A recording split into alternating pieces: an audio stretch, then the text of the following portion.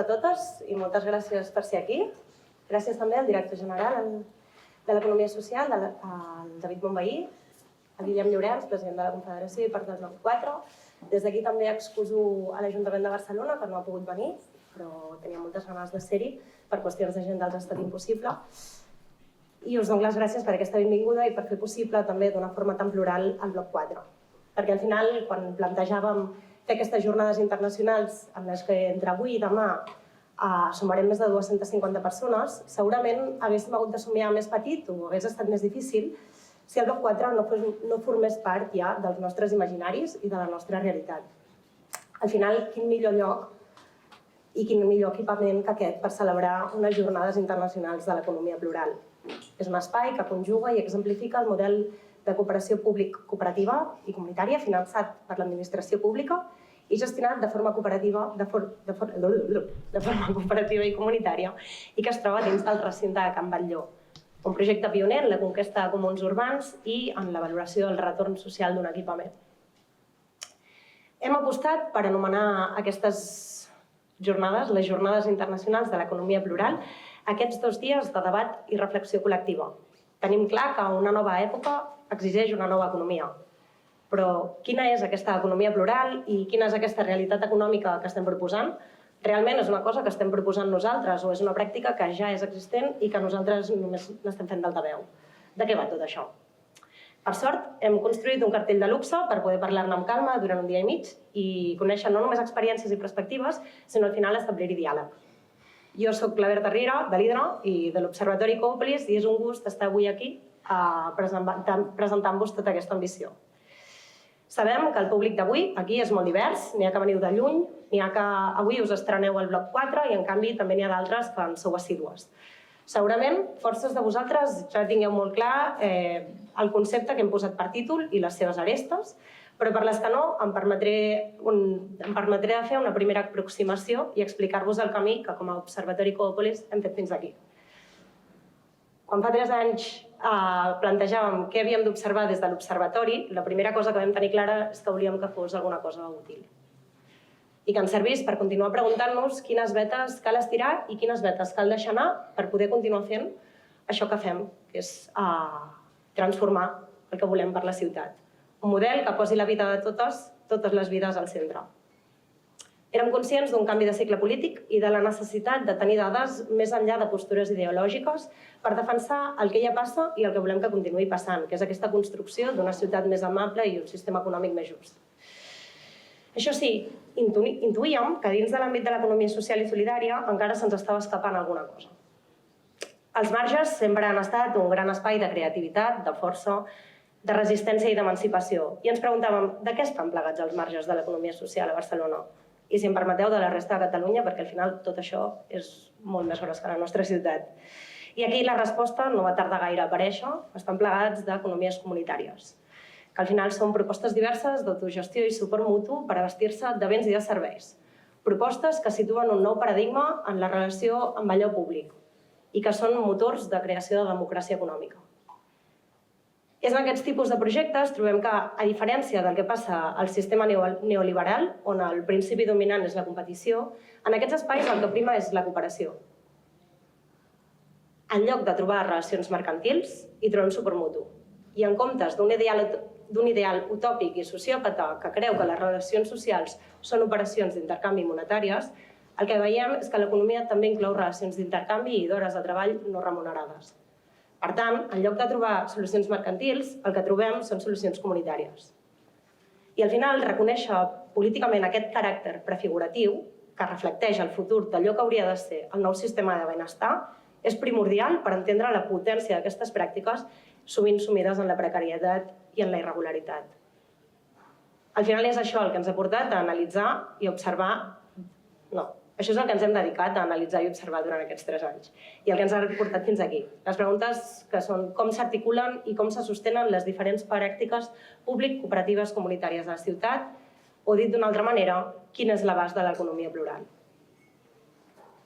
I ara sí, primer de tot i abans que res, per parlar d'economia plural em toca presentar-vos, per si no el coneixeu, a Carl Polanyi, l'antropòleg austríac que a mitjans del segle XX va desenvolupar aquest enfocament i ens va ajudar a poder anomenar i situar tot això que estem fent.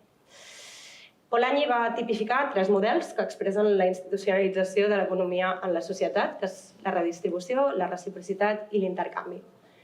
La redistribució implica l'existència d'un centre polític fort, com la família o l'Estat, que el que fa és rebre i acumular recursos des de diferents punts d'una xarxa social i després els distribueix entre els seus membres. Per tant, l'actor que farem servir en aquest cas és l'administració pública.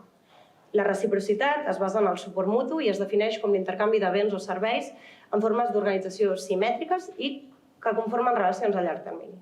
Per la nostra anàlisi ens ha anat bé situar-la com l'economia comunitària. I finalment, l'intercanvi és el sistema on diversos actors ofereixen i demanden els seus béns i serveis de manera lliure, amb moviments d'anada i de tornada. En la nostra anàlisi i proposta el que hem fet és situar-la com l'economia cooperativa. Llavors, Polanyi diu que quan dominen la reciprocitat i la redistribució estem davant de societats amb models i amb formes incrustades en els seus entorns. Mentre que si l'intercanvi és el dominant, estem en el que és una societat de mercat, que mostra una esfera econòmica separada, desincrustada de la resta d'institucions socials. I la nostra tasca és, evidentment, treballar per tornar a incrustar aquestes economies en la vida social. L'economia no pot ser, i de fet no ho ha estat mai, un circuit autònom on circulen béns i serveis regits per l'oferta i la demanda. Això és més aviat una part petita i en absolut autònoma del que realment és l'economia. Analitzar el sosteniment d'aquestes pràctiques a la ciutat de Barcelona suposa, per una banda, atendre el rol que tenen les relacions socials basades en la reciprocitat i, per l'altra, avaluar en quina mesura participen, col·laboren i formen part de les economies redistributives. Aquesta tendència a hibridar o a integrar es forma en el marc en una mateixa pràctica d'economies de redistribució, de reciprocitat i d'intercanvi, aquesta tendència que les ajunta, es formalitza en el marc de les relacions públic-cooperatives comunitàries. Que amb una lògica completament a la del model públic-privat, el desenvolupament d'una economia plural ha d'avançar a partir de, com a mínim, 2 grans principis. Per una banda, evitar que l'economia de mercat sotmeti als interessos capitalistes les esferes de reciprocitat i de redistribució i, per l'altra, que aquestes es posin al centre de les relacions socials. I això és el que volem fomentar amb la intercooperació entre actors públics, cooperatius i comunitaris. Acabo, estic a punt d'acabar. Com s'expressa en el projecte de llei que anomenava el director general, un dels objectius és promoure d'aquesta llei les col·laboracions públic-cooperatives comunitàries en els serveis municipals. En equipaments, en el manteniment d'abastaments, en lleure... Respecte al rol de cadascun dels actors, el text afirma que la contrapart pública garantirà l'interès general, la universalitat, que la contrapart cooperativa garantirà la democràcia econòmica i la participació dels treballadors, i que la contrapart comunitària garantirà la participació ciutadana i dels usuaris.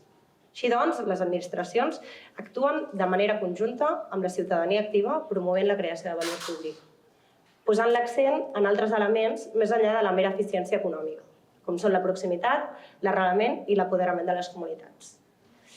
Ara sí, l'Ivan, si et sembla, ens faràs un repàs de la genealogia de com l'economia plural s'ha integrat en la nostra societat i en els nostres territoris. Si vols començar. Un aplaudiment per la gràcia.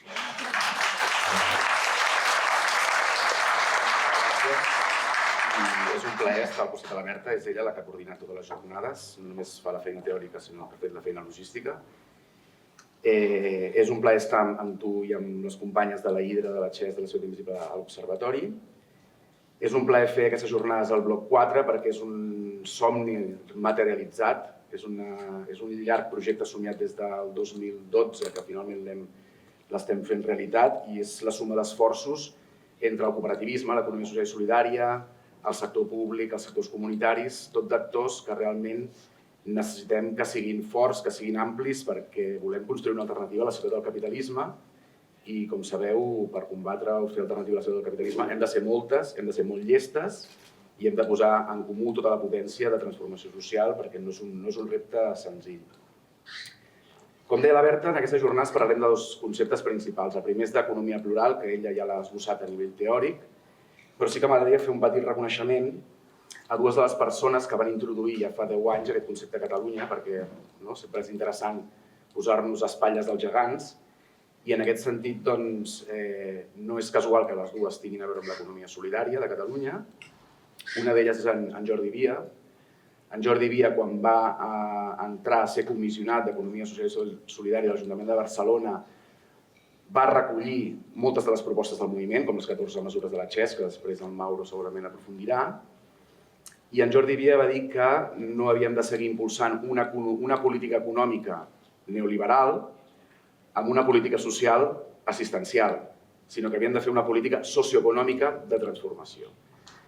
Em sembla que és una síntesi brillant d'aquesta aposta i ell també va reconèixer que per fer un canvi substancial, per fer un impuls substancial de l'economia social i solidària s'havien de modificar el conjunt de les relacions entre els diferents àmbits econòmics de la ciutat, l'àmbit privat mercantil, l'àmbit públic estatal, l'àmbit de l'economia social i solidària. I en aquest sentit el Jordi va parlar d'economia social transformadora, perquè és una economia social que intenta reequilibrar aquells àmbits econòmics que avui estan en un desequilibri manifest. Abans el director general parlava de l'hegemonia del capitalisme global, és cert. Hem de contrarrestar aquesta hegemonia, hem de reequilibrar aquests àmbits econòmics. En segon lloc, la segona persona que va introduir el concepte d'economia plural va ser en Jordi Estivill, sociòleg, més en termes acadèmics, en els postgraus. Ell és qui ens va ensenyar que el terme d'economia plural a Europa l'havia teoritzat Joan Lillaville, que de fet va dir també de Polanyi, com tu comentaves, i de Mauss, que aquesta ficció d'un mercat autorregulat, d'una economia embridada de la societat, conduïa als grans desastres del segle XX, a les grans guerres mundials també, i que, per tant, d'alguna manera, l'economia plural, en aquest sentit, també s'havia de reequilibrar i que, d'alguna forma, l'organització econòmica s'ha d'entendre com la suma d'aquestes forces institucionals contradictòries, és a dir, no obviar les contradiccions d'aquestes formes institucionals. El sector públic normalment funciona amb unes lògiques, amb unes matrius jeràrquiques, estatals, el sector cooperatiu en funciona amb unes altres, és a dir, hi ha unes formulacions contradictòries, però que alhora també han de ser, i que són irreductibles entre si, molt sovint, però en tot cas el repte és fer-les complementàries. El que sí que quedava clar a partir de les ensenyances de Laville, de Mauss, de Polanyi, és que havíem d'acabar amb la ideologia del supremacisme mercantilista, que li podíem dir, que entén que només la mercantilització de les relacions socials és l'única forma d'entendre l'economia. L'economia plural entén que això no és així. Hi ha economia de les cures, economia domèstica, economia de la reciprocitat. En la societat ja existeix aquesta pluralització econòmica, el capitalisme no resol les nostres necessitats, ho fem amb les amistats, ho fem amb les famílies, ho fem amb les comunitats, ho fem amb les cooperatives, ho fem amb el sector públic quan redistribueix. Per tant, el supremacisme mercantilista és una ideologia, és un projecte de convertir la societat en una societat mercantilitzada. I en aquest sentit l'economia plural ha de ser el contrafort que transformi aquesta qüestió. Tots aquests aprenentatges institucionals o acadèmics, segurament en el moviment cooperatiu els vam poder aplicar, i aquí miro el Guillem Llorenç, perquè quan va haver la pandèmia ens vam adonar que calia un canvi de model econòmic, sobretot als sectors de l'economia social i solidària.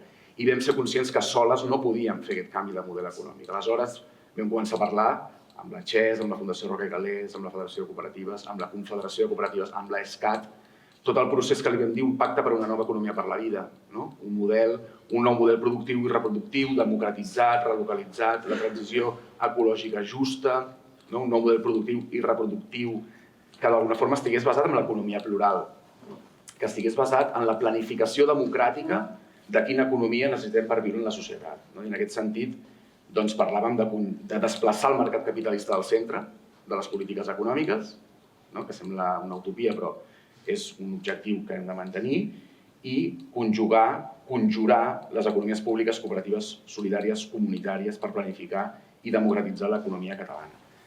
És obvi que aquest repte queda pendent, és un repte, tenim la llei d'economia social i solidària pendent, tenim el repte del pacte per l'economia per la vida pendent, però és un objectiu polític que el mantenim en alt, perquè tenim una proposta de nou model econòmic pel país, en aquests últims 10-15 anys d'experiència sabem que volem i que podem generar un nou model econòmic per Catalunya i segurament també intuïm que avui està començant un nou cicle de lluites al carrer perquè la conflictivitat i les contradiccions socials no s'acaben sinó que s'accentuen, crisi de l'habitatge, crisi ecològica, auge del feixisme, auge del règim global de guerra i que per tant haurem d'entendre que aquesta força social ens podrà fer efectiu aquest nou model econòmic pel país. En termes micro i meso, ja hem anat construint l'economia plural els últims anys i aquí és on entra en joc el concepte de la concertació o la planificació o la gestió pública o cooperativa comunitària, que és un concepte important perquè ha legitimat exemples exitosos com els ateneus cooperatius o l'habitatge en cessió d'ús, que també s'ha basat en aquestes geometries. Com nasqué aquest concepte?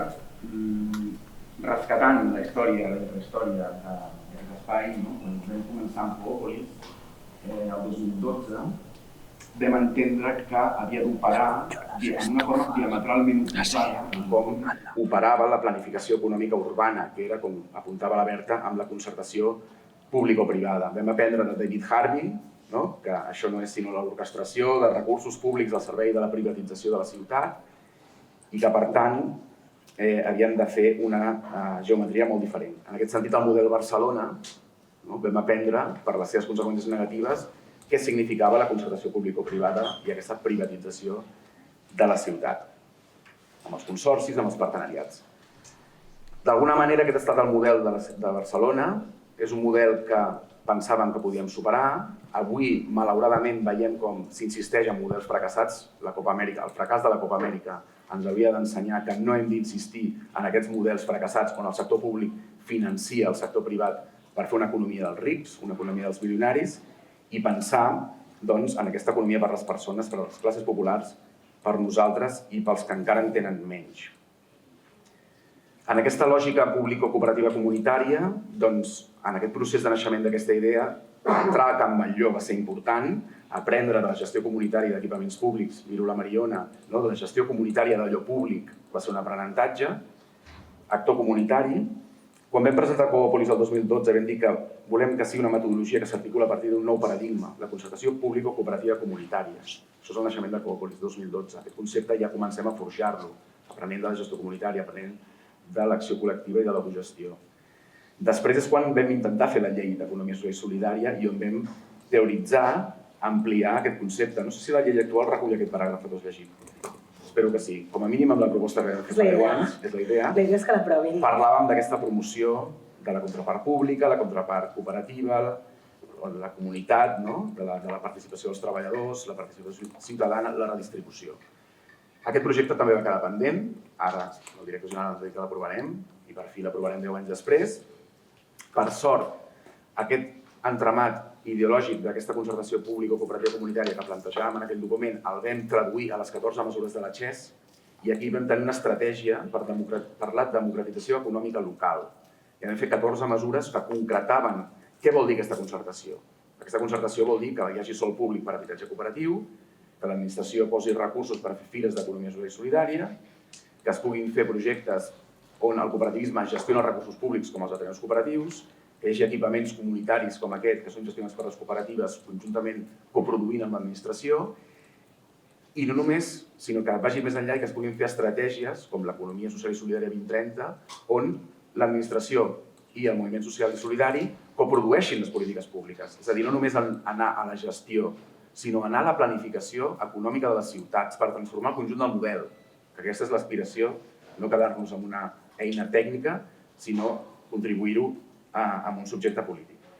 Avui, després d'un cicle on les noves candidatures municipalistes van començar a introduir tots aquests debats als ajuntaments van ser els primers que van parlar de la concertació público-cooperativa comunitària, igual que de l'economia solidària.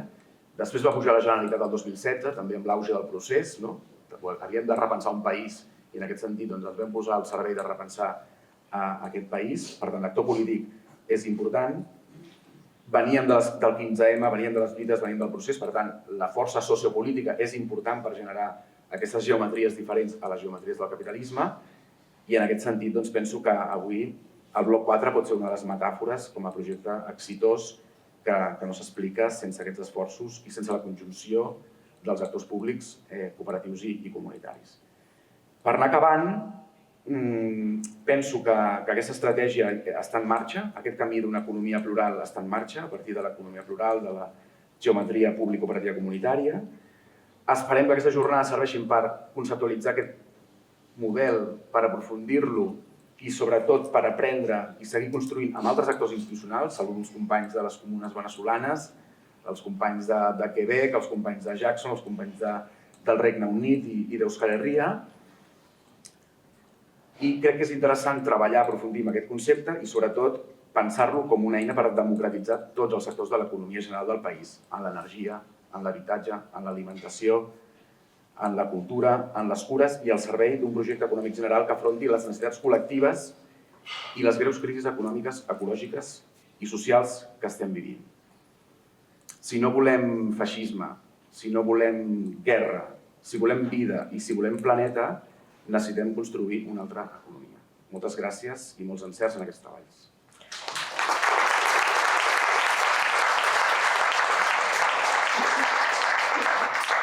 Gràcies, Ivan. De fet, si hagués de resumir aquestes jornades amb una sola idea, crec que apostaria pel següent, que el repte principal de l'època que ens ha tocat viure és justament poder planificar col·lectivament una transició que és ja inevitable i que necessitem que sigui social i ecològicament justa. I aquestes jornades volen servir a aquest repte, situant el camí de la col·laboració públic-cooperativa comunitària i entomant altres desafiaments, com la necessitat de sistematitzar i situar millor aquests models, tal com deies. Per fer-ho, per això, és imprescindible comptar amb tots els agents que hem procurat aplegar avui en aquest auditori, perquè necessitem el múscul comunitari, que al final és qui ens assenyala el camí i ja ha començat a prefigurar un nou paradigma perquè la vida valgui la pena ser viscuda. Necessitem un àmbit acadèmic que faci recerca en uns nous indicadors i mètriques de benestar social. Necessitem enviar el PIB a la paperera de la història. Necessitem el moviment cooperatiu, que mentre genera productes i serveis, mentre genera PIB, sap que amb això no n'hi ha prou i s'arrela al territori, contribueix a la comunitat, participa de la defensa dels béns comuns i genera reglaments interns per equilibrar i tenir en compte les diferents economies. I necessitem una administració pública que sigui valenta i estigui compromesa amb la ciutadania i en un model de desenvolupament més just, social i ecològicament. Cal que totes estiguem a l'altura d'aquest moment històric que ens ha tocat viure i ens cal una planificació econòmica col·lectiva. Per mirar d'entomar tot això, com ja us he dit a l'inici, comptem amb el que considerem que és un panell de luxe. Avui mateix tindrem una conversa entre Mauro Castro, que és codirector de l'àrea de béns comuns i investigador de l'Hidra, també membre de l'Observatori Ecòpolis, amb la Sarah McKinley, que forma part del Think to Do Tank, de Democracy Collaborative, que treballa tant als Estats Units com en l'àmbit europeu, i amb Keir Milburn del Think Tank Abundance. Una conversa que ens servirà per situar el marc teòric i analític de l'economia plural i entendre les potències, els dilemes, els reptes i els marcs d'actuació d'aquestes col·laboracions públic-cooperatives comunitàries que tant ens importen. Demà iniciarem el dia amb una taula que ens fa molta il·lusió, una taula moderada per Bertie Russell, investigador de l'IGOP i també membre d'Abundance, sobre les aliances plurals que són necessàries per a una política de transició per aprendre i dialogar amb aquestes pràctiques internacionals. Un dels objectius serà conèixer estratègies per crear aquestes aliances tan necessàries que hem anat anomenant entre ciutadania, cooperativisme, estats comunitaris i administració pública. En aquesta taula comptarem amb la participació de Kalia Kuno, de Cooperation Jackson, dels Estats Units, amb la Genevieve Huot, de TIES, de Territoris Innovadors en Economia Social del Quebec, i amb el Juan Lenzo, de la Unió Comunera de Venezuela. Demà, després d'esmorzar, també tindrà lloc una segona taula sobre els reptes de mesurar l'economia plural, això que diem, d'enviar el PIB a la paperera de la història. Serà moderada per la Laia Fornet, també codirectora de l'àrea de béns comuns i investigadora de l'Hidra, i el debat girarà al voltant de la importància i el repte d'afegir regulacions i mètriques que estiguin generades des de baix, amb aportacions de l'Álvaro Porro, l'excomissionat de l'Economia Social de l'Ajuntament de Barcelona, la Mariona Soler, de la xarxa d'espais comunitaris de la XES, i de l'Andoni Gia d'Hernani Burujave. I acabarem les jornades compartint sobre com intervenir en els àmbits estratègics de la transició ecosocial. De la mà dels cercles de transició hem preparat uns 3 tallers per parlar-ne, com l'economia plural pot garantir l'accés a l'alimentació a través de la col·lectivització d'infraestructures, posant al centre el cas dels mercats municipals, com des de l'economia plural es pot tancar el circuit de producció, comercialització i consum de l'energia, i per parlar del blindatge a l'accés al sòl, amb experiències i exemples per superar aquest repte des de l'economia plural. En tots aquests hi participaran entitats tan rellevants com les companyies de la xarxa de Community Land Trusts de Nova York i de l'Índia, el Colectivo de Fàbrica o ex-GKN d'Itàlia, RICOP o Reclama tu Mercado. Paral·lelament, tindrà lloc un altre taller coordinat per la Urban Studies Foundation per aprofundir en governança i democratització de la propietat pública i els reptes i experiències en aquest sentit. Ara sí, finalment, i abans d'acabar, vull agrair des d'aquí la col·laboració a Urban Studies Foundation, amb qui hem coorganitzat tot això, el suport de l'AESCAT, l'Associació Catalana de l'Economia Social, al Bloc 4, i a totes les ponents i companyes que han donat un cop de mà i una llegida a tot el que anàvem preparant. Evidentment, també a les nostres companyes, germanes i germanes dels cercles de transició, a la Pera, de comunicació i a l'Observatori de Cogòpolis i totes les membres. I a totes vosaltres, moltes gràcies per haver vingut i voler dedicar 2 dies a pensar en tot això plegades. Esperem que aquest sigui un inici de tot el que seguirem construint perquè cal planificar l'economia entre totes. Gràcies.